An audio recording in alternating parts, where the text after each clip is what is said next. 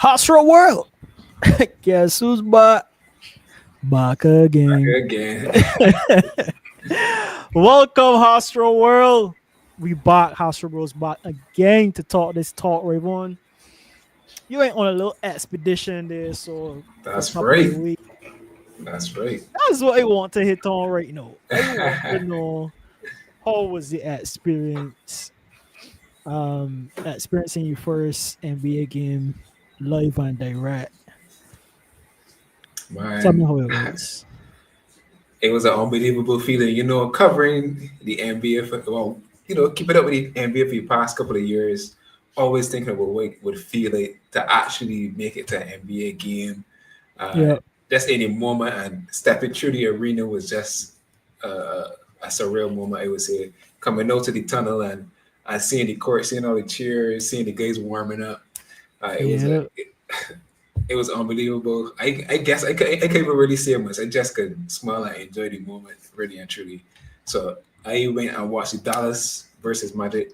When they said no, it was a horrible game, but nonetheless, I was. It was there. A blowout. Yeah, it was a blowout. I was super disappointed because just a couple of days before, Paolo got hurt and he was playing so good. He was really, lifting up that Magic team, especially on offense. And missing him was very evident in that game. And I watched the Magic couldn't score at all. I actually probably one of the worst shooting performances I've ever seen, period. I know it's my first game that I watched live, but all the other games I've never seen people break so many trees in my life, truthfully. So it was not that great in that part, but obviously nothing can take away that first experience. So it was super excited to be there. Got there early, watched Kyrie warm up. I'm glad you went early. Go warm up, yeah. I was gonna message you. I was gonna say, "Yo, bro, go early so that you could, see all the empty chairs and then see the people fill the arena." Filling in, because it was people warm up. It just happened on the blue, Yep. Just missing it if you blink. Like people just come in so fast. Yeah. Yeah. The funny thing is, I was saying, boy, we probably gonna be the first here because they get there maybe like an hour and a half before the game. And funny enough, right next to me and my girlfriend was the two people that sat on next to me. So they was there early too. Yeah. So, I thought we would have had a whole room for yourself to, spaz out, take some pictures, which we did get to take some pictures. That's good stuff. But as I say, it was good to see it from the beginning to the end. I didn't stay about that long. Right. I wanted to try to see if I could get a picture with some player, but specifically Paolo, because he was in street clothes. But these guys got off the court so fast I can't even get down the stairs. Yeah, like when it's a blowout, you gotta be inside in order to get one. It will have me like an epic game where everybody want to interview everybody at the end. Yada. But everyone was ready to go home. What really stood out to you the most, though? Like what shocked you the most? I guess when you think about what you see in real life versus what you saw on TV or in highlights or what have you. Like the first thing was the court seemed much smaller than it felt than it seemed on TV. That's the very first thing. The second thing is you watching the game without, because normally I watch it on TV, so you don't got a commentary. You just correct. Defense. That's all you're hearing. And that was a little bit weird for me at first, but I think that is where you get to differentiate the experience, with the crowd, getting involved in the game because you are there. You can't have that experience saying no at home. So correct. I could say that that's what really carries, the vibes around going to an NBA game. And again, if it was only just a closer game, it probably would have been a lot better in terms of having more fun and celebrating more things as the game went on. But don't worry, next time I could try to be super strategic with the game that I pick, so that you gotta go after it can be a banger. All stars. I don't know if I don't know what's your recipe, but I can keep trying to. So I get I get to go to a crazy game. For sure. I think the last game you went to was one of those trailers, right? Yeah, Because the last game I went to was between Brooklyn Nets and Raptors. This was when Brooklyn Nets was up in total late. mhm, Starting Durant and Curry was not the trio at the time. I think James Harden had left at that point. And mhm. we got to see Kyrie and Katie, but it was a very good experience because Kyrie hit that game winner at the end on the buzzer, and crowd went super soft. Like it was definitely quiet in there, and I was the only person screaming because it was back in nets at that point because Kyrie's my guy. But Yeah. yeah, two different experiences for sure, and Mhm. I I glad you went early. I'm glad you got the experience. Glad you got to see at least you got to see Luca in action. Yeah, You I was got to just about to see say Kyrie in the, the action. the saving grace about it is that Luca was going off, so it was like this man was pulling up from almost the logo and just draining trees Yeah. against anybody. And then the man shot like in person is just that the man shot so slow, but nobody can start. Nobody can start him from scoring. Yep. And just like damn boy, he on a different level. Like seeing it there in person was like damn. I know I can see the shots on TV, but I don't feel the same. Never It's feel the just like same. Never nah. feel the same. Only because you got that crowd effect as well. Like Yeah, you feeling the energy in every play that happened. And bro, I just happy that you made. Honestly, yeah, man. I just Me too. happy that you made. Me too. So next time we gotta do a house triples, goes to an NBA game, review it. Facts, Yeah, bro. we If could get into if it. I could make that happen as soon as Yeah, possible, I would do that for sure. for sure, Um, for sure. but like somebody asking Najlad, I think this is Naji asking anything they could do to improve the experience. In your Um, opinion, I guess this would differ based on like where you are, because like different um in different arenas you got different types of crows and stuff like that yeah, too. So um the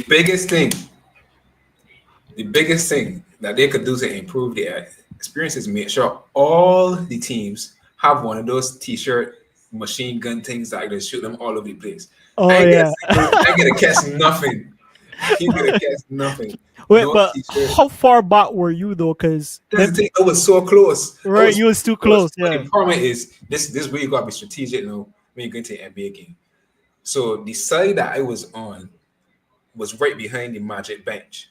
So I realized when the team on timeouts and stuff like that, obviously because the players had it around there, the people with the t-shirt tosses ain't coming out that side because the players did. Right. So Right. the next time I gotta make sure to get a seat on the opposite side away from the benches so I could get more attention. Because Away from the clearly, benches and like probably midway to upper floor is right, usually where I was pretty close. I had a pretty good seat. It was like yeah, it was not down on the bottom, but it right. was like in between. Is like in that middle area kind of thing. So I had a pretty good seat. If it was on the opposite side, I probably would have get a better chance of getting a t-shirt. But Right. and they only do it twice, and I feel like as we watching them games and as we seeing people throwing t-shirts like every time on all sorts of things, I don't understand. And But I think that depends. Go ahead, sorry. yeah, the Mavericks didn't have one of those this big machine guns. I watched the Bulls yesterday. The Bulls had a machine gun thing that was pulling out a bunch of t-shirts, all sorts of direction. Mavericks have Right. people in throwing things and slingshotting them all the way up in the rafters, and they can't get in. That's right. And they pay good money for good seats, and you telling me they can't even get a t-shirt? Come on, man. Yeah, but you see, you get the view. The rest of people that couldn't Yeah, afford the the view shirts. get Yeah. the shirt. So All right. Next time I ain't going to I sit in guess the that's rafters. it. Yeah, but hey, glad you went. Like you said, Astro Bros definitely gotta do one together.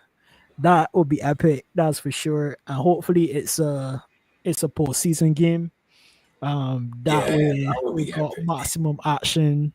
Going to see some superstars go at it head to head. Probably make it like a series game if possible. So start saving up, and Yeah, boy. we can try to make something happen for sure, for sure. For But let sure. me talk this talk though. Let me talk this talk. You mentioned Paulo. Um, being injured. I want to touch on this first because this is one of the shocks or early surprises for me, and also an early disappointment for me as well, as it would have been for you not being able to see your one of your favorite players play because of Correct. injury. Um, Tell me what's going on with this whole NBA injury bug at this point, because I can't understand it. Lonzo Ball injured again. We was talking about Yeah. AD being glass. I don't know what Lonzo is. Porcelain at this point. Yeah. Um, you mentioned Paulo already. Aaron Gordon from Nuggets gone. Last night chat. Chat get hurt, bad injury. Like, Yeah. tell me, man, was I don't know I what's going on. don't This think guy's playing anybody too know what's hard going already. on. I don't think I got the answer. I don't think Yeah. anybody got the answer. It's just an unfortunate start to the season when you look at the stars in the league. We got Zion out too. We got KD after being on a heater for the first couple of weeks, going down Mm-hmm. with an injury as well, going to miss a couple of weeks. Uh, I I don't know. It's just bad luck. And the worst of them all got to be, well, I would say the Pelicans, not just Zion, but at the start of the season, maybe did our first episode back for the new season. Uh, Yeah. the Jonathan Murray got injured the very first game. Uh, CJ McCollum then got hurt, and they all their bench careers. Like the Pelicans got it rough. They having a season like the Grizzlies had last season when Yeah. they were waiting on Jamarant, but Desmond Steven Bain was hurt. Adams. Marcus Smart was hurt. A whole bunch of people, other Yeah. people was hurt. Brandon Clark was hurt. Steven So the Adams. Pelicans have it. Yeah, Steven Yeah. Adams was hurt, but I think he Yeah. was on the Rockets. Was he? No, I think he got traded afterwards, but he was out Afterwards, for the entire he season. was hurt. Basically. Yeah. Yeah.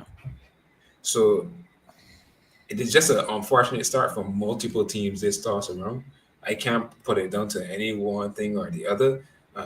I got a Some of them theory have though. been non-contact. To be But honest, let me hear it. Let me hear it. What's your theory? my theory is that the in season tournament, because of that and the implications, I guess players don't understand it, and they're playing. They're trying to get to a certain level of competition for when that coming up. And I think them playing a little bit harder than usual. Like I saw some of these first games, and these guys was going at it like crazy. Jamarant did some risky stuff the other night. I was like, "Yo, Chief, just chill, bro. Is it like the season no getting started? Like warm up yourself into the season." But I feel like players playing hard. We already seeing people going back and forth at it.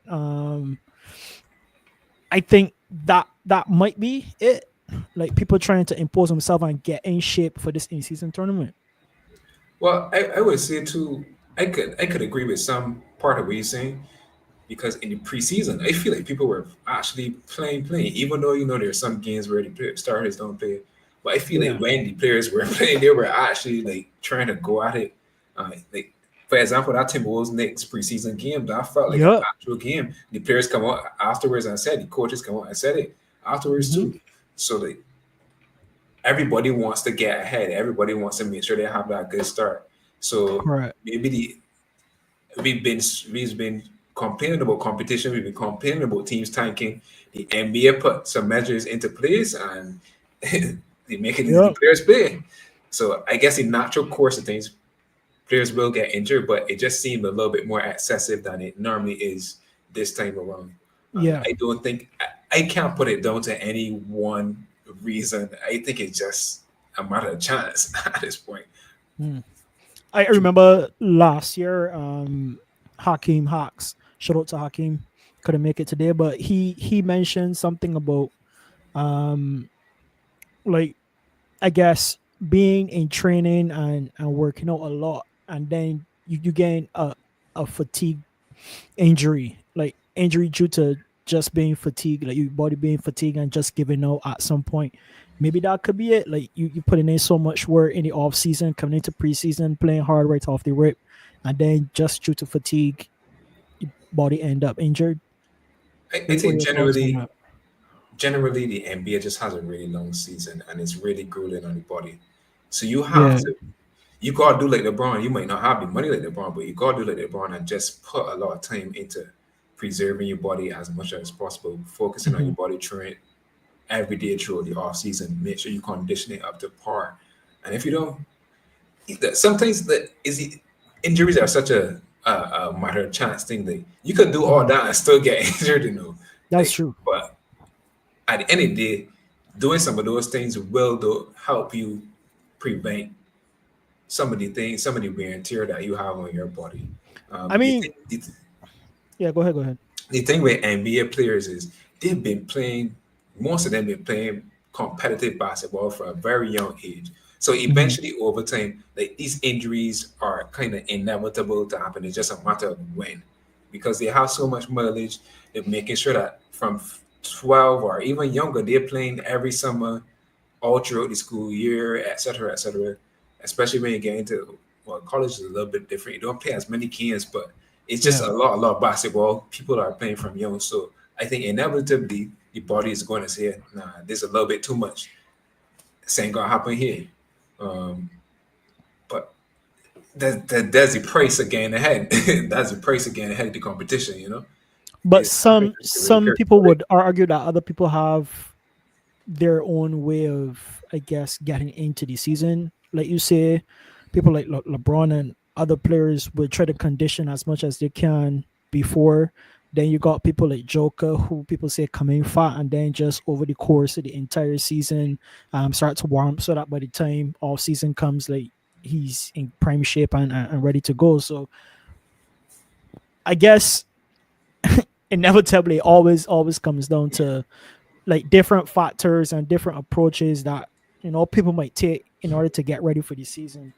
And to be honest, it's just it's just tough. We got Naj saying scrap the tournament and give the cup to the team with the best record. How you feel about I know all that there. So I like the idea because it already built into the regular season. So I don't see why you would just give it to the team. Is to give some more competition throughout the season. that? Because Right. remember, I was doing some analysis on like what's the peak times of interest for the NBA, and one Yeah. of the big gaps happens around this period. One of the highest points of the season is the playoffs, of course, and then the start of the regular season. As soon as the first week of the regular season goes, the interest in the NBA for the casual fan just kind of vanishes. So the Right. NBA realized that and tried to implement something that could potentially boost the interest a little bit more. So I think they did a good thing, and I think It's the about players are making money interested in too. it. Yeah, it's making money. About Players make interested money. in it because of money. It's So, all sell. yeah, Yeah. so I think it's a fun idea. Excited to see what year two will bring out to some some teams that we might not have expected to be, winning. And I Right. think that's all part of the competition because you might have an NBA cut team like the Lakers last year, for example, and they didn't even make it anywhere in the playoffs. You know what I'm saying? Yeah. So Yeah. that's the intrigue. That's the intrigue of anybody. Well, not anybody. It kind of levels the playing field to some degree because you're still young in the season. There's still some teams figuring out what's going on. So therefore, the possibilities of who could end up winning could kind of be exponential because there's a lot of one game scenarios that any given night somebody could come out and score 40 and that's it. So I like that entry. I like it. So outside of the injuries and stuff like that, like what was the most, I guess, surprising thing for you, or I guess most disappointing thing outside the injuries for the NBA's start so far? Well, one of the biggest things I would say is the Sixers and the Bucks. After a very well, this is a disappointing thing. Hmm. After a very poor start on both sides, I think the Sixers' reasoning is a little bit more understandable than the Bucks. The Sixers have been injured across the board coming into the season. In Yeah. preseason, Paul George get hurt in preseason, so he missed a lot of the first couple of games. And Bede's still dealing with his injury. I really don't know what's going on with him, truthfully. Hmm. But he's still dealing with his injury. And he has yet to play a game. And then Tyrese Maxey having to carry the load. Carry a bit too much. Oh, yeah. Oh, with the injury, did on pace to be one of the worst teams for the season right now. I don't know. They may have a pathway to boost themselves as the season goes on and as they get by their best players because it's the East, and the East is relatively easy, I would say, comparatively to the West. But that's not the way that you want to start with all this, high expectations, new team. You need time to mesh with the new players and stuff like that. Well, Yeah. player in Paul George specifically. And with the Bucks, I know the Bucks just bad. But Are just they bad. though? Are they? Giannis and Because Giannis and them hooping, but I mean, I could put up an argument that against the best team in the East right now, they had two games that went yeah, those were 2 points. yeah, that I was mean, that was is it great. that they're that horrible, or they're just not having a breakthrough as yet? I feel like the Bucks are the Lakers of last season to some degree. Hmm. Giannis and LeBron. I mean, Giannis and Dame comparable to LeBron and AD last season. LeBron and AD was putting up numbers all through the season. And Yeah, guys just couldn't win, and it's come down to the supporting cast. And I think that's the same thing with the Bucks. The Bucks didn't do anything in the offseason to address their big issues, which is defense defense. on the perimeter. Yep. It's still getting cut on defense. You can't got Dame out there guarding the best player. You can't got them sign Gary Trent Jr. to a reasonable deal, but Gary Trent Jr. is not a defensive stopper. Hmm. So I don't know what can happen there. And I they have mean, some young they went players for the in panel. trade off a couple years ago, right? Mm-hmm. For offense Drew for for them. defense. Yeah. Yeah, So yeah. I think was happening also to the Bucks is that because of that lack of defense, I also got to give props to the players who have upped their offensive acumen. Bro, I've been watching some of these games and people shooting with blankets over them eyes and draining shots. And Yeah. I be watching and I be like, oh my god, there's no way. Yeah. Like you And it's cannot play anybody. any better defense. And Exactly. it's like each team seems to have that one guy that once he gets in rhythm is like if you hit two shots, forget it. You better marquee hard, play tough, play body, or you can just get your ice poker every single time. And I've been saying this, and I've been saying, yo, even though the Bucks got poor defense, it is still tough to defend in the league. I watch Mhm. Nuggets go up against Dallas, which was a very good game. Yeah, sorry guys. I should have put that on the predictions list. I Yeah, totally missed that. But I was yeah. like, damn, how he missed this game? But let me tell you, both teams um had good defense. Yes, you saw a lot of steals, a few blocks and stuff, but each team just had players that went off, and it's just hard to deal with that and to cope with that sometimes in the moment. It's like you play the best defense you could play, and teams still scoring on you. So I think that too, like bringing it back to the Bucks, is a part of why they're having trouble as well. Compound with the fact that they don't have that great of a defensive squad as they used to have. Yeah. Uh, Additionally, um, there's a blame play that needs to go around. So I Mhm. think Giannis is a big factor in this, even though he's been balling up. We've always heard that Giannis is one of the best defenders in the NBA, yada yada yada. But I still don't feel like Giannis goes out there and takes the defensive or shapes the defensive identity for the Bucks.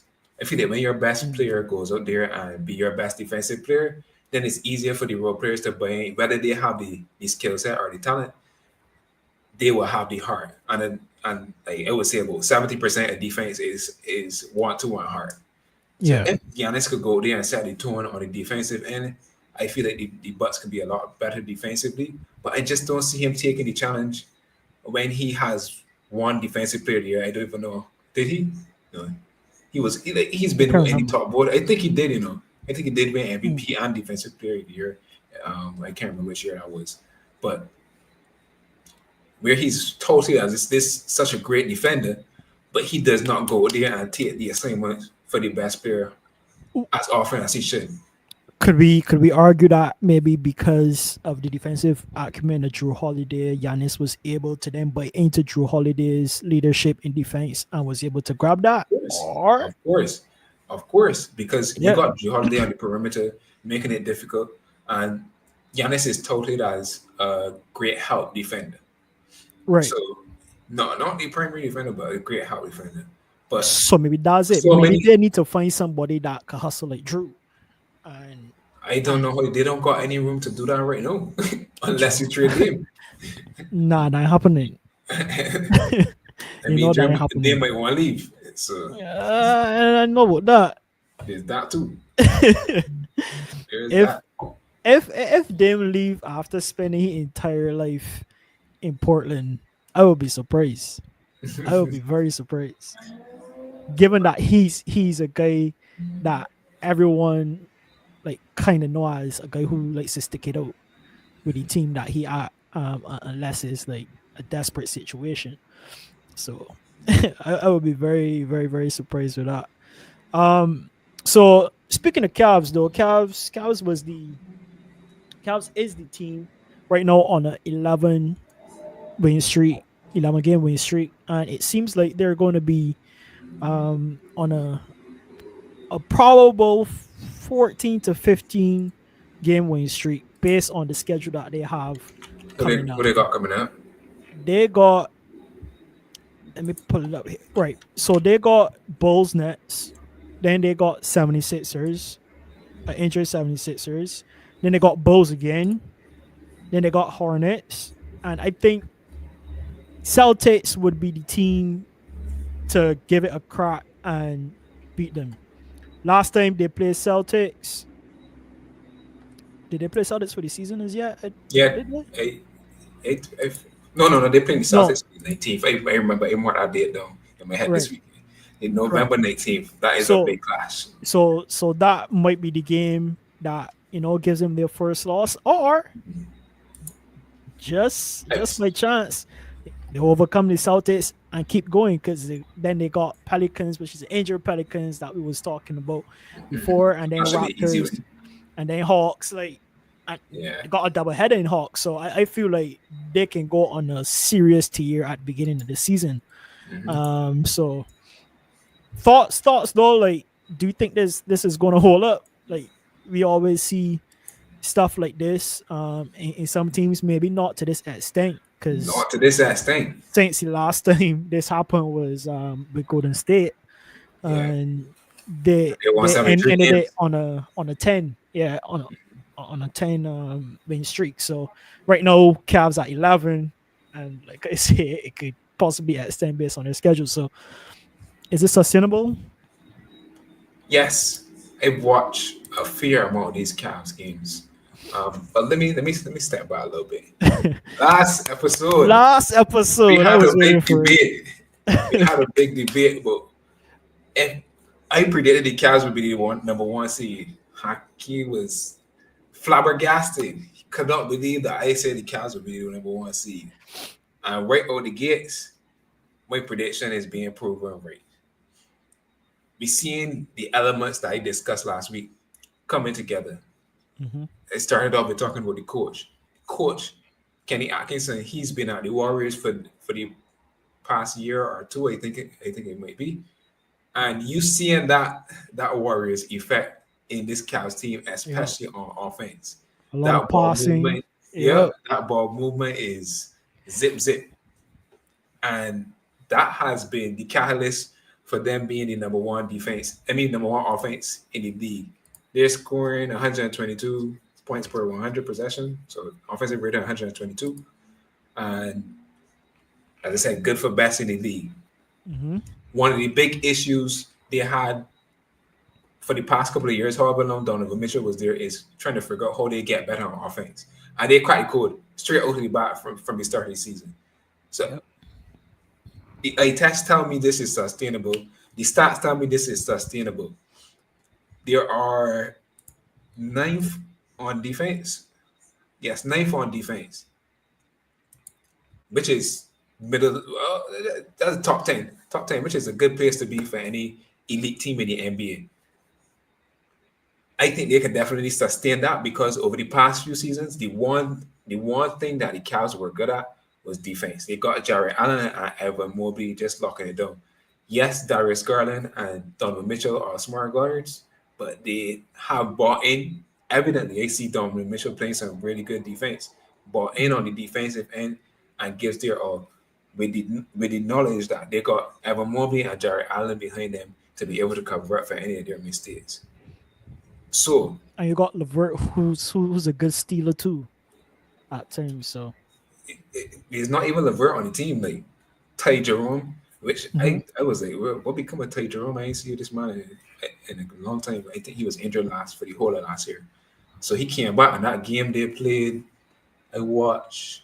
They played the Brooklyn Nets last night. I think it was. Yeah, Berlin. That I thought the Nets were going to beat them. To be honest, shout out to the Nets though. The Nets have been actually And that's pretty solid. good this season. Yeah, Yep. pretty good this season. Way better than I thought it would have been. But they couldn't overcome the Cavs. Ty Jerome was just everywhere on the defensive end, stealing every ball that he could get his hands on. Yeah. So all around from the top, the starting five to all the way down through the bench, everybody's bought in on the defensive end and especially on the offensive end. They got some good 3-point shooters. They got George Niang, Sam Merrill, same Ty Jerome, uh, Karis LeVert, as you said, they just Mhm. got a complete team right all the way through. They don't have a hole at any point. I guess to some degree you could say there might be some non-shooters on the team like Isaac Coro, but he has a role to fill and he can fill it around the respective uh, around the other players that he's probably going to end up in the game with at any given time. So complete team from top to bottom. I don't see why they can't continue their success. Obviously, they got to come down to earth because they got to lose a game for the season. Got to lose a game, Yeah. but I like where this team is going, and it's proving me right.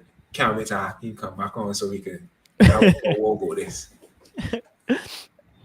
So I here thinking right now that um this is the recipe to actually get really far, which is to have a solid top five or starting five, and then have support players from the bench that could do more than half of what the top five can do.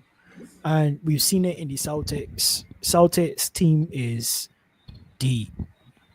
But And being a Pritchard be going what on. bro, I I can't wait for the 19th. I hope that you put the 19th as a matchup Yeah, yeah, because for sure, for sure, for this sure. is one definitely that we have to tune into. But to my point, um if you don't have the supporting players when you top players resting, then you can obviously be playing catch up at some point in the game. Like, yes, you might have a good start. If a game close, you can lose some points, and then you top five players got to come back and try to put in some work to Make up for get you that back where you're deficit. supposed to be. So, I think this is the recipe because if you lose out and you get, I guess, complacent, I think is a good word, you'll be in trouble for the season. And Bucks definitely don't got that. Just going back to Bucks for a little bit. So Bucks will struggle, especially like you said, they two top players going off. So looking forward to see what they do like throughout the season to see if anything switch up. But I gotta give it to you, man. You said Cavs was going to be that team, and Cavs right now off the rip is that team. So Yes, sir. looking forward to the first team that will give them their L for sure. Yeah, a shout out to Automated Chat last week. Kind of going back to the Bucks a little bit briefly. Yeah. Maybe we're talking about who's most likely to request a trade, and I remember she had put Giannis in the chat. And right now, Giannis is the most likely person to request a trade given how the season is going. So shout out for Autumn for that analyst take. But that's his team, though. I don't know if I agree I with Otto mean, on that. I think if you look at the data, the most yes, from that underachieving standpoint team, for yeah, sure. yeah, Yeah, yes. yeah, for sure. But I mean, if trades used to be asked on those terms, then for sure that would be a top pick because I didn't see it happening this bad for Bucks, but I would have also mentioned that Bucks doesn't look like a team that can sustain much offense at all, and it's been showing. I mean, don't get me wrong, Giannis has been doing what Giannis has been doing from the time he entered the league. Like he's been on offense like crazy, almost unstoppable in my opinion. But it's it's just not enough. Can't one man can't win titles. So Yep. He had the like 40 and double digit rebounds and a couple of yeah, assists last game. Still hold it out. he's been Didn't matter. working. And according to Hakim metrics, you can't get MVP on all those losses, right? Even if you ball out for the entire season, you still can't get MVP That's right. because your team isn't going anywhere. So um, Well, speak of a nice segue here. Speaking of balling out, we mentioned this game yesterday. We should have put on the fixture for the week. Nikola Jokic, man. Nikola Jokic. We made predictions for the NBA awards a couple of weeks ago. And yeah. right now, I feel like taking it back. Putting Jokic back on the MVP. I just didn't think that it would be possible for him to be playing better than he's ever played before. But right now, he's doing it.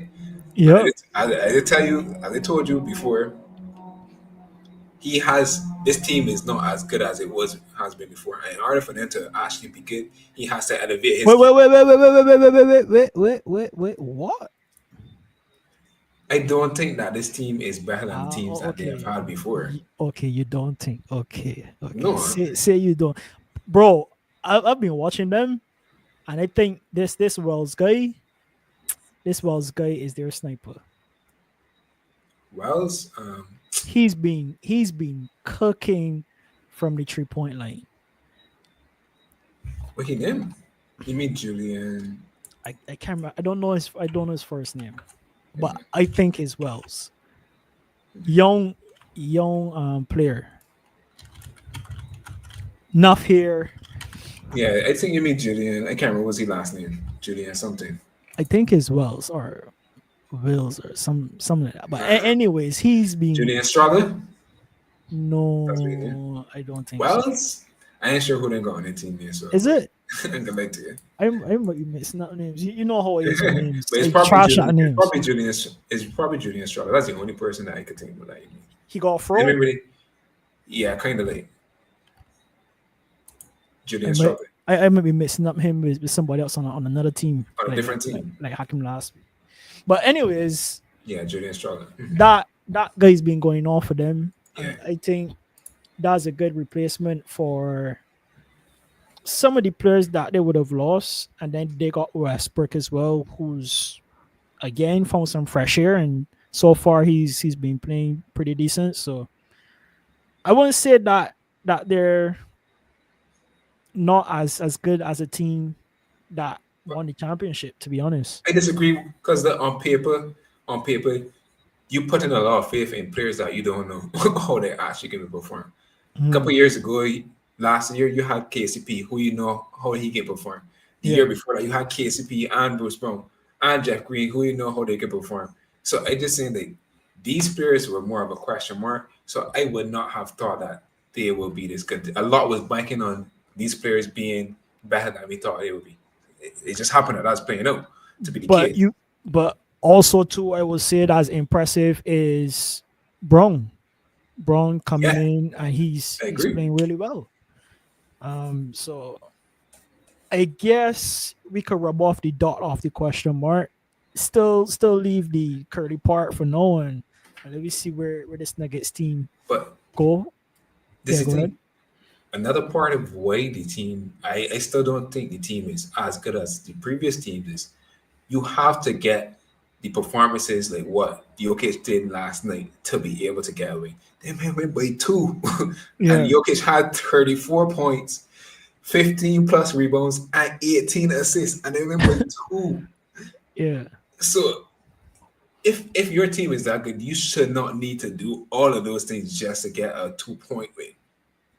And that's just my perspective. So I can't say that the Nuggets did play well holistically, but Jokic had to do a lot, and I think he will continue to have to do a lot. That's why he's my pick for the clutch player of the year. Should have Clutch been player MVP as or well. MVP? Okay, MVP. Should have been But, MVP as well. but I get you.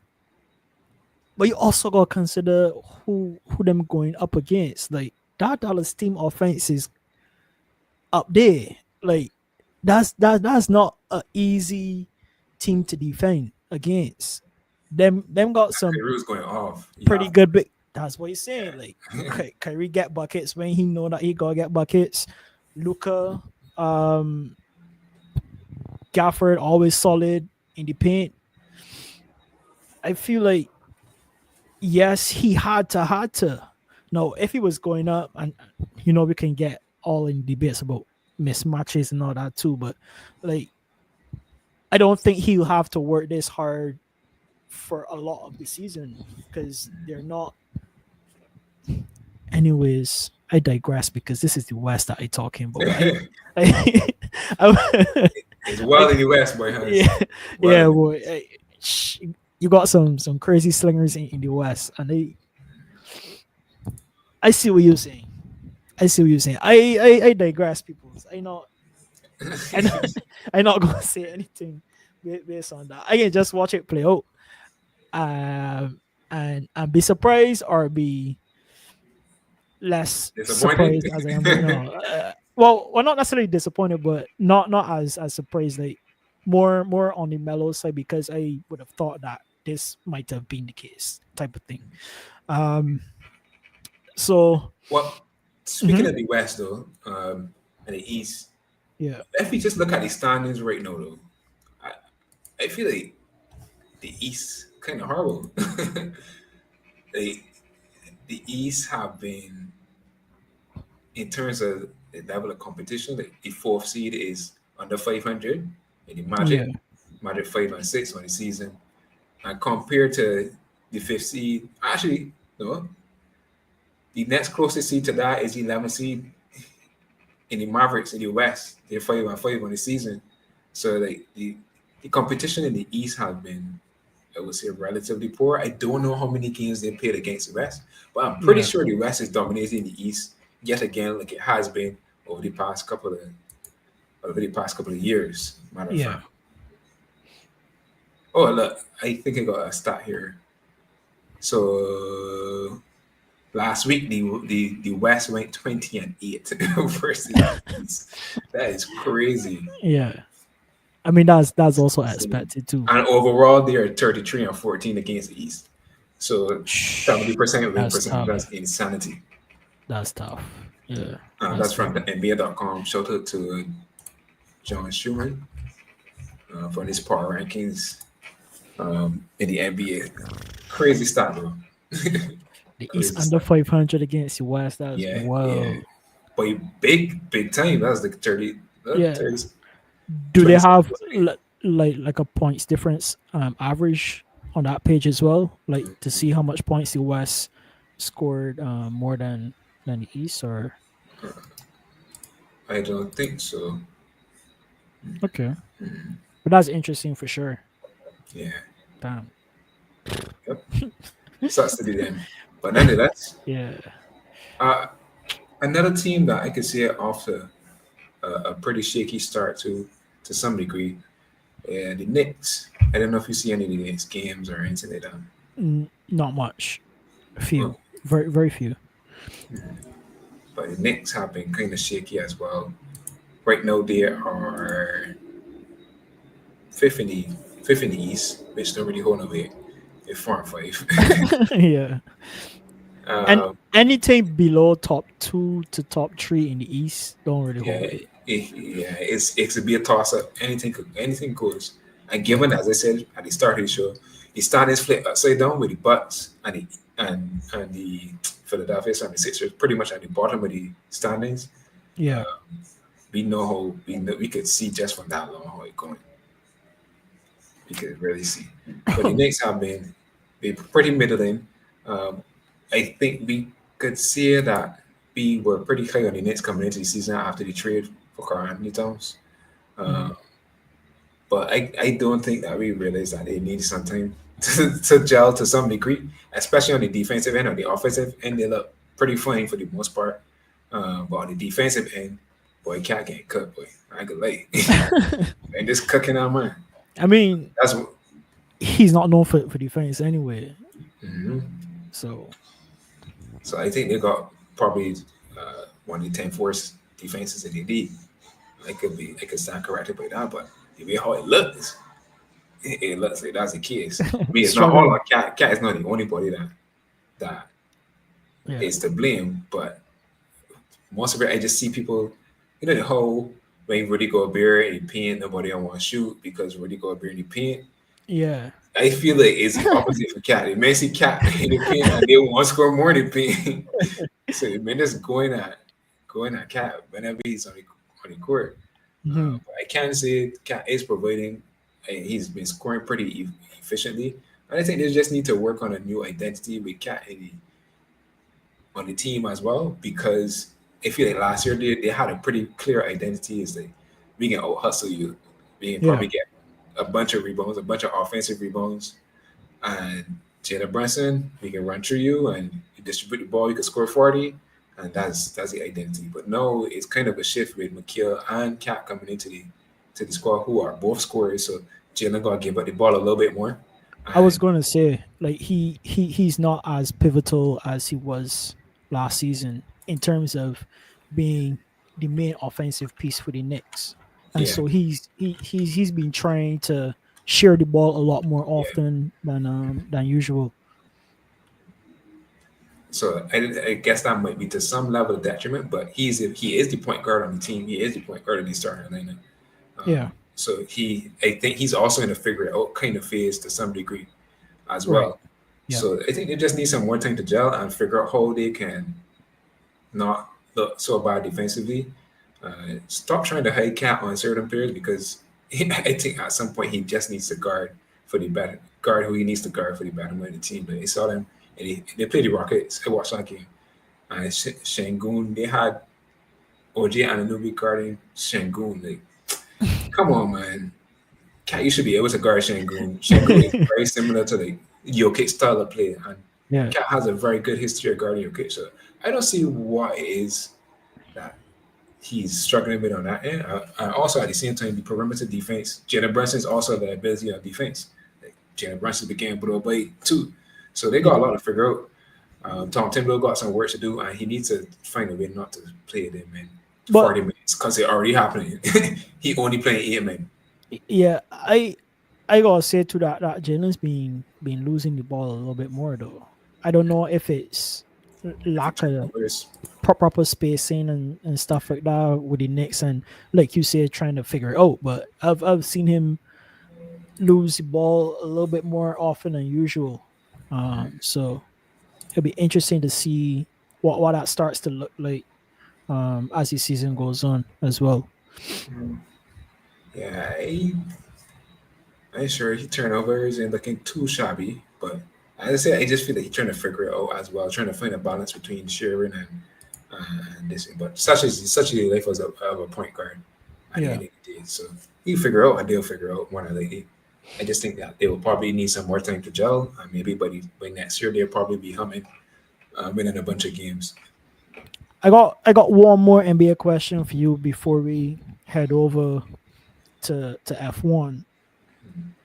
How you feel so far about the pairing between Chris Paul and Wemby? I think it's more about how you feel about Wemby so far. Wemby has been quite underwhelming, to be honest, on the offensive end.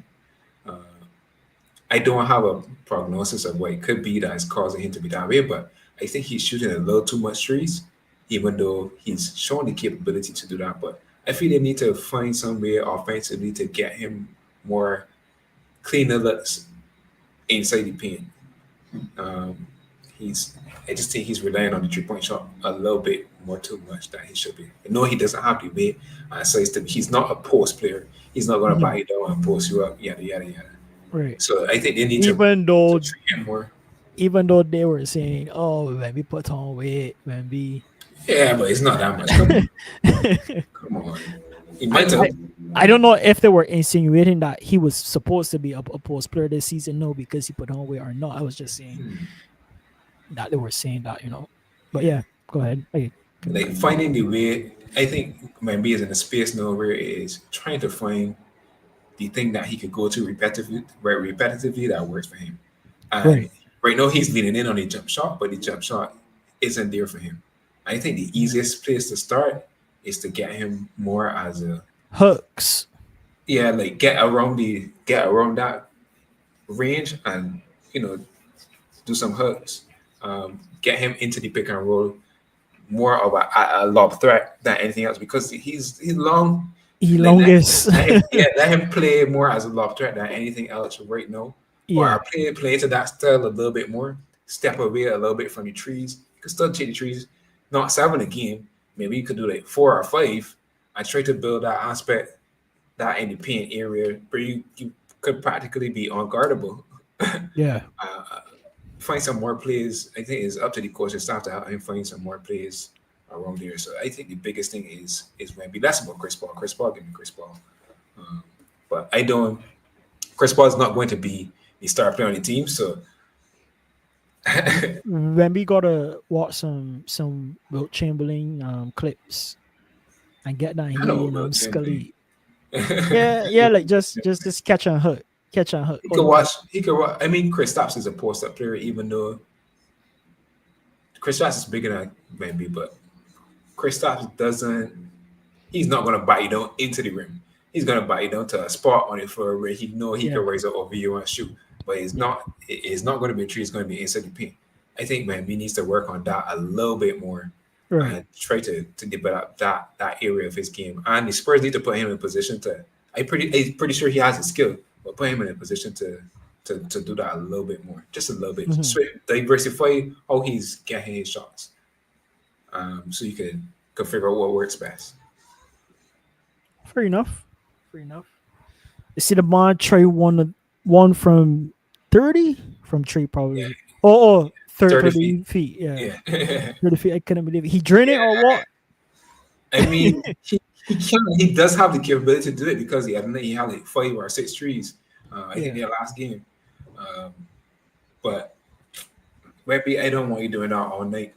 He had his shot falling in yeah, the Olympics and it was working because the shot was falling. But I don't think he's you gotta keep shooting it to get better at it, of course. yeah. But I think there could be more diversity in his game outside of shooting so many trees and the players that they run for him as well. Fair enough. Fair enough. Well, I want to drop the clutch and hit a new gear, step on the gas pedal, and talk some F1 right now, if you don't mind. Um, so we got 3 rounds to go. Last Yep. time we talk about F1, we had 6 rounds to go. We had a serious triple header in the States, in Austin. Then we had Mexico, and then we had insane Brazil. Yeah, Brazil. Could not believe it. The competition is the competition is live. F1 is back, peoples. If you ain't watching F1 as a racing fan, then I don't know why, but you probably should get in on the action. So I got some pretty scorching takes right now, um, based on some of what's happening so far in the season. First of all, just to give everybody an overview who might not have been following it, Red Bull is no longer in the lead in points as a team. They're actually in third. We got McLaren, Mercedes ahead of them, and then we got Ferrari ahead of Red Bull. Most of that reasoning is because of a guy from Mexico in Perez that has been unable to score points in a car that should be scoring points. And my scorching take on this is that Perez is going to get sacked. I feel like we've been talking about that from the jump of the season and it still ain't happened. It still ain't happened yet. So whatever voodoo he got playing on the Red Bull brass, it's Yeah, saying strong because he still ain't get left. He got to be keeping a secret for them, or something. So he got to be blackmailing them. Because I don't understand why he should have been gone a while now, in my opinion. Hmm. Like honestly, I think this is it for Perez. I think that he's been subpar. He's been subpar too many times. He got a guy like Liam Lawson coming in and outscoring him or outperforming him, like crossing the finishing line before him, out qualifying him, and he's doing this in a V carb. And I think that's testament. And I even feel like Liam has targeted Perez in a sense to say this is my opportunity Yo, to yeah, I join think yeah, that's Red it. Bull because Exactly. he hasn't been performing that great, and I've seen it on track. He's been fighting Perez on track, and which is good in my opinion because we got a parent team and a child team, for lack of better terms, Mm, and the team that's supposed to be allowing the the bigger team through ain't doing that in a certain situation, and it has kind of hindered um the amount of points that they could get in order to help them in the championship race for the correct. constructors championship. But at the same time, I think that Liam has to do that so that he can get to the seat that he wants. Because if he Exactly. doesn't fight Perez, if he doesn't show that he could beat Perez in a pine cart, and Perez got a go kart, is like, hey, what are my chances of moving up where I want to be? I don't want to be racing for V carb.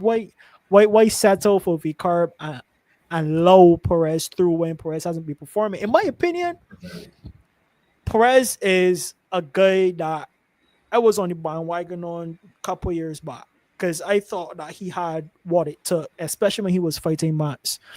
I get put straight because my cousin was telling me all these things about Perez ain't no driver. Max is the man. Perez soft. Perez can't do this. Perez can't do that. And I was like, man, you talking chop. Perez got Max. I looking forward to this battle. And then I remember. just as that happened, that discussion that we had, Mhm.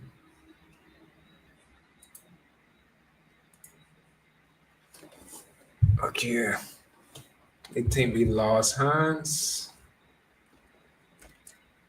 Let me see if he comes back on.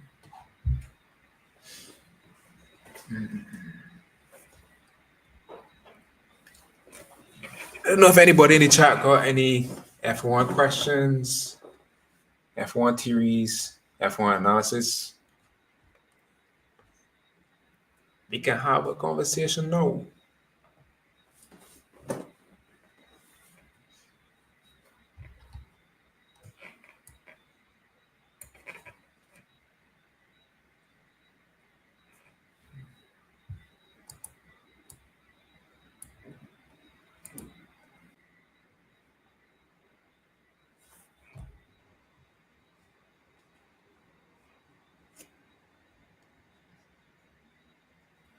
Any questions in the chat?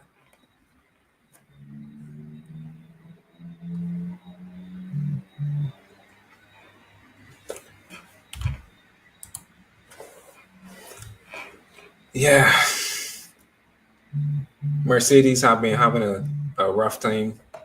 I guess the closest inkling we hear about Mercedes in the past couple of weeks is uh, Lewis driving Senna's car around the Brazil track.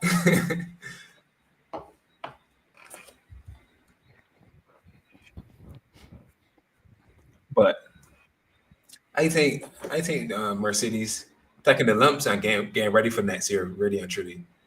Uh,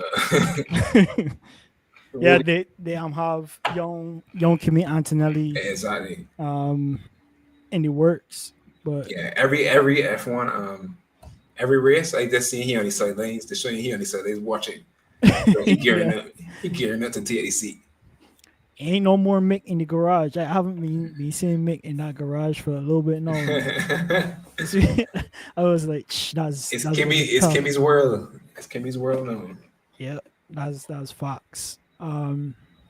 But yeah, I was talking about Perez a little bit, but and I don't know if that topic is I don't know since my my laptop Nah, just cut out on me. um yeah. Well, I guess we could mention. We always seen is Ferrari is about Ferrari. We have Ferrari start back. You start back from the bit pretty hot. Really and truly, yep. uh, I could say probably the most promising team. Let's just double check where they are in the standings right now. And this is, I would say, Lewis Hamilton fans, you should be happy that this is what's happening, that's what you're seeing, because if anything, it should be an indication of what is going to be like when Lewis gets on the Ferrari side. Facts. So it should be fun times for Lewis Hamilton's fans and Ferrari fans out there. But where they are in the constructors championship, Second. in second, yeah, right now, if I McLaren, I would be scared. I won't be. Really and truly. I won't be scared if it was Why not? McLaren because I already got a sizable lead. All I need is Piastri to come through and not be a Perez. Because last, Not one be of a the Perez. races, yeah, not be a Perez, Piastri Perez. Um, he was to me a little underwhelming based on how he has been for the entire season in terms of being close to Lando. I Yeah, found though that he was close to Lando a lot in practice and in qualifying, but when it came to race trim, he was a little behind the ball in a sense to Lando. Even though in Brazil he was really good, which is what I like to see. yeah, But outside of that, I think Piastri and Lando is a good pairing of drivers to bring it home from McLaren. Even if Lando don't win the championship, it's not like them was ever in running from the get go. I just right. think that they had an opportunity, and in some sense, it might be too late now. I don't know what your thoughts on that, but I feel it might be too late based on what happened in Brazil. It's just It might be a too late tragic for what? for McLaren to, well, not for McLaren, but for Lando to win Ferrari. the drivers championship. Yeah, well, yeah. I think that was his. He had to maintain top form all the way to the end to have a chance. I mathematically, I think he more than likely lost it. Something absolutely horrible will have to happen that Max probably misses. Comes, I don't know, Doesn't score. doesn't score any score any Yeah. points in all the other races, and even then, I don't think he would have. Let's say he wins every race from here on out, including the sprint race. I think you got one more sprint race, right? Yes. So one more sprint race. Let's say he gave fastest lap as well. Yeah. The next three races, that's 26 by three. That's 68 points.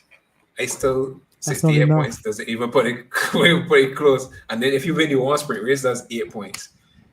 Yeah. It's still not close. So I think the drivers championship is in the bag for Max. Um, Something terrible this, gonna happen for sure. yeah. Yeah.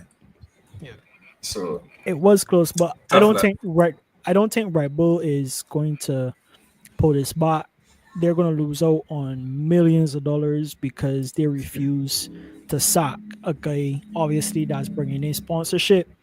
But I Yeah. guess it's you kind of got to weigh your options. Should I keep Perez and keep my sponsorship money? Is that going to match the money that I would get from actually coming first in the constructors?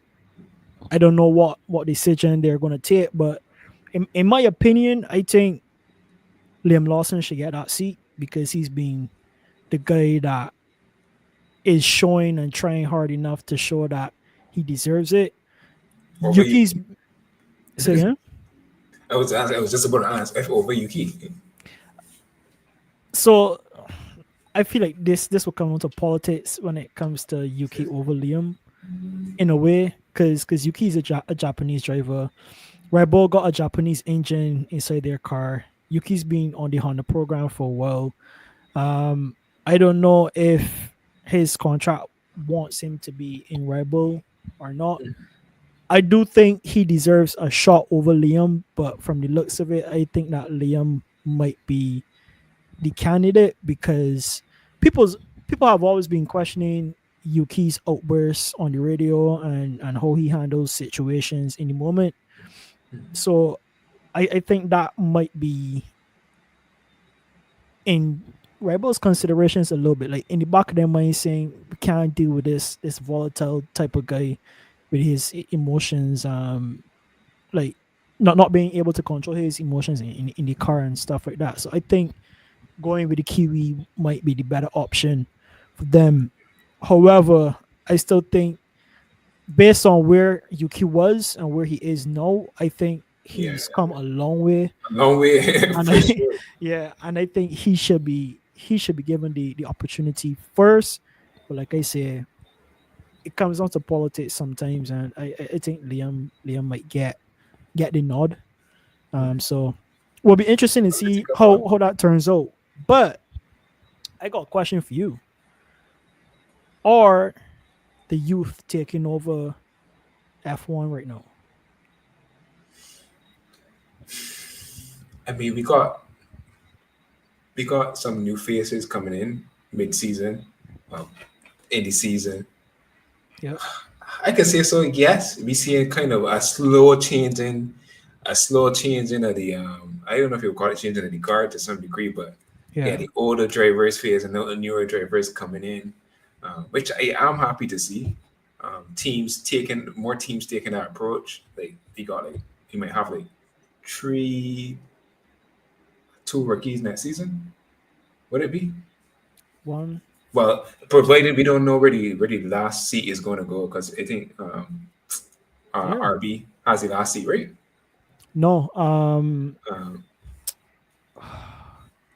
Kick Sauber has the last seat. so what has the last Okay. seat? Okay, Yes. yeah, and Uh, I presume they RB might go young. should have the last seat because Perez should be getting sacked and he should Yes, not be yeah, going to true. RB. Technically, In my opinion, that's Mhm. that's just my opinion. And it's not that I don't like Perez; it's just that Perez is not performing.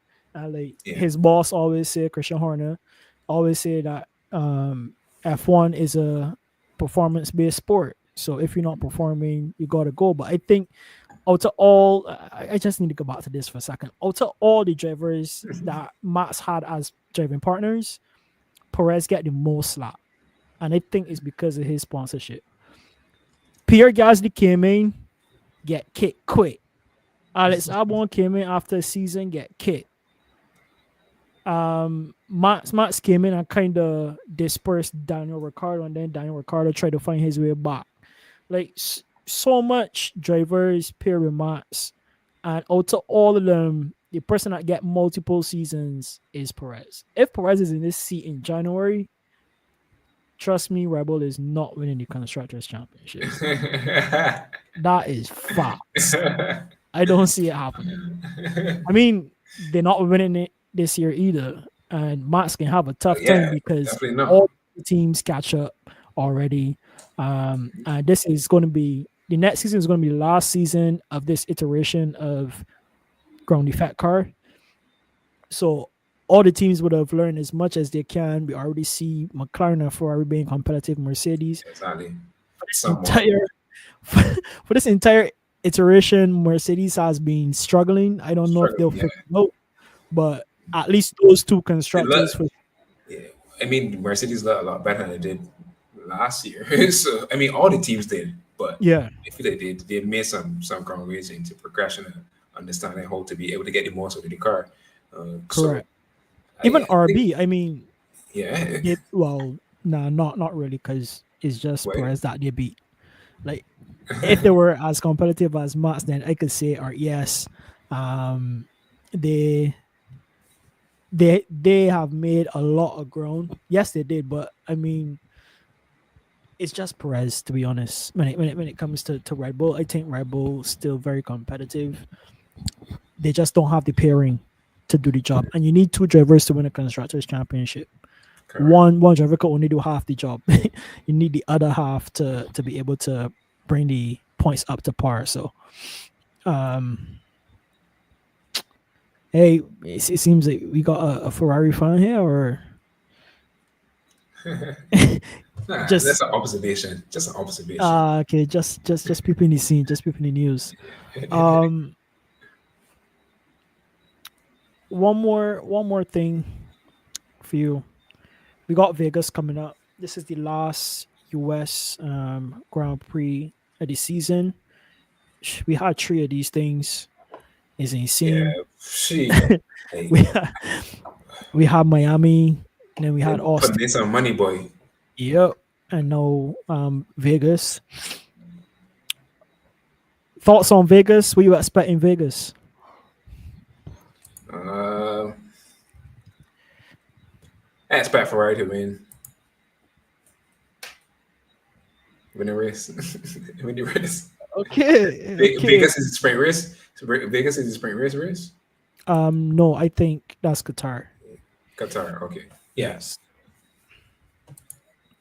I see it. Carlos Sainz win the race in Vegas.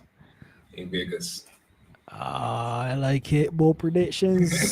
Bold predictions. And that can spice up the constructors championship because Yeah, I think over these next three races, Ferrari can kind of swing things in their direction if they outperform McLaren because the points is like 20 something points, and yeah. they could easily make that up if both Charles and Carlos Sainz score big in at least two of the next three races, or even one. That's that's true. But you got Oscar Piastri, you got Max, you got Lando that they got beat. I mean, to be fair, they did it in Austin, Mhm. but I don't know that they're gonna be able to do it in Vegas. To be honest, I think I think McLaren should have Vegas, and Max is always somebody to contend with, even if his car ain't working as good as he would like. Max still up there somehow, Yeah, somewhere, true. in some form or fashion. So, But you know, Max is always a we were having contender. that debate with whether Max is that good of a driver or if the car is just that good. And Yeah, the best indicator for that is Perez. So that's true. Max just that good. Yep, it's always teammate first, right? That's your first competition, and then the rest of the field. But hey, I'm looking forward to Vegas. The prediction I have is that Oscar Piastri will win Vegas. I think that is very possible, and it Yeah, will very. be Piastri, unless obviously Some crazy stuff. some team calls come into play, and they say, hey, switch the spot, give it to Lando, or whatever. But I think Piastri I got mean, this. at this, yeah, but I don't think they could be doing it at this point because I don't think there's a way that he could for sure win it. Like, Mhm. if he does, he has to be perfect the rest of the way, and the Correct, odds of that happening is is low. And the odds of correct. Max being horrifically bad between that series is It's like also 1%, big man. Matt's yeah, never be bad. exactly. Matt's never is bad, but yeah, I think that's it for me. I wanted to talk about the Kit Sauber seat and if Franco Colapinto might get that seat or not. If he might be in F1 for next year. I mean, he's been performing, Maybe but I don't want to dive too deep into Colapinto right now. Maybe I could save that for next week. Next week, yeah, Dicey talk to see how he performs this week and kind of use some of that data to play into that discussion as well. So, thank you guys so much for tuning in, for joining. We appreciate you. We appreciate Autumn Mariah. We appreciate Najla in the chat. Thanks for tuning in, guys. Thanks for commenting. We appreciate it. Kept the discussion nice and yeah. spicy and dicey and added some Great. stuff. Oh, we got one more thing to do. We got some marquee Oh matchups yes. to deal with. I Yeah, forgot that. predictions. My bad, but let's touch on that right now. We got Mavs at Warriors. That's going to be a nice matchup. I got Mavs. Mavs is my team right now. So You I see know how I'm the going Warriors to been be playing, Mavs. guys? Bro, You see how the just just Warriors beat just Thunder just last call it. night. Just call it as you see it. I mean, the Cavs watched them off right there, but beat Thunder last night. The Warriors sneaky, not sneaky. I think it's becoming more known though. But the Warriors playing some good basketball, man. Yeah, Especially the defensive end. Um, that's true. I going with the Warriors for this one. They got Wiggins and they got that guy Jonathan. Um, I sticking with Mavs. I got Mavs to to figure out something, and I hope they figure out something for my prediction's sake. But keeping it spicy and dicey. Lakers at Spurs on Friday night. I go with Lakers. Yeah, it's a tough one. I think this might be a game that maybe might turn up and drop 30 something. I doubt it. But I ain't sure, man. They just got Matt Devin Vassell, who is pretty much their second best scorer on the team, which is good. Which is good for the team. But I trust the Lakers a little bit more right now, to be honest. LeBron's been playing ball. Yeah. And to my surprise, D'Lo's has some pretty good games so far for the season as well. So AD been balling out. Yeah, AD so been MVP caliber balling out, to be honest. Yeah, blocking and everything, rebounding. Yeah. But he got play Wemby. So there's a good test for two defensive juggernauts. He bigger, so I feel like I don't think it'd be that easy, man. Watch and see. I got Lakers. I go with Lakers as well, though. I got more faith in him. Fair enough. Last but not least, Suns at Thunder. I go with Thunder. I go in Thunder. You got KD out. If KD was still playing, I would. Yeah, but you also got Chet out though, so. That's true. Oh shoot! I just remember that. Totally forgot about Chet. Yeah, because right now the Thunder backup that was already poor at a center position. They traded for Isaiah Harrison. He ain't played a game yet. I don't know if he can be back for that game. Chet out. And then I think the next center that they have would have been Jalen Williams. And the Suns got two pretty big centers. You got Nurkic to deal with.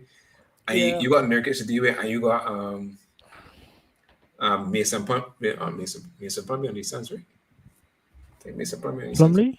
I think so. Yeah. And then you still got Bill, who's been playing good, and Devin Booker will always give you buckets. So that was looking tough. Suns, boy. Probably gonna Suns. I totally forget what Thunder. Thanks for saving my prediction.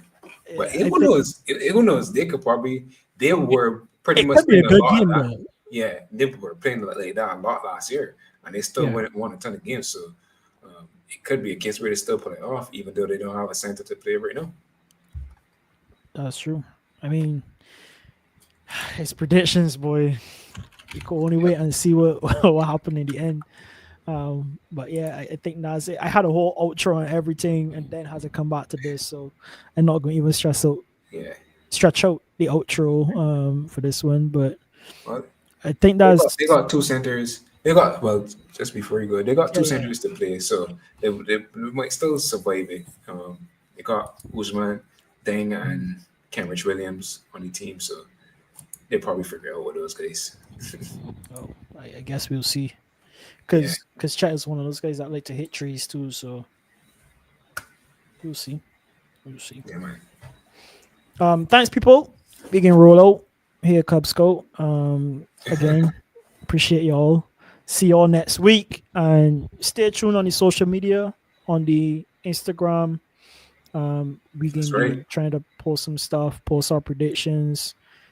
Try to get some shorter form videos for you guys. Hopefully that works out on our end. But we be trying. Really, we won't be trying. And I'll be trying to help. But big up yourself. We can see y'all next week. Hastro Bros out. Peace. Yeah, we go.